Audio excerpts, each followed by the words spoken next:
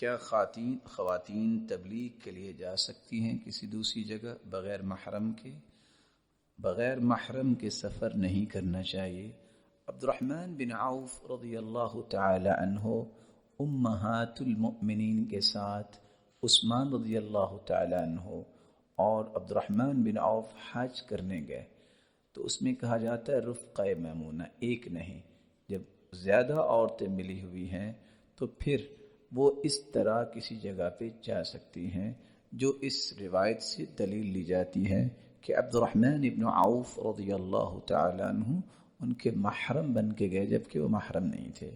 تو ان کو حج کروایا، لیکن ان سب کی عمر ایسی عمر کو پہنچی تھی کہ ان کی دیکھ بھال کرنے والا کوئی نہیں تھا، وہ جوان نہیں تھی،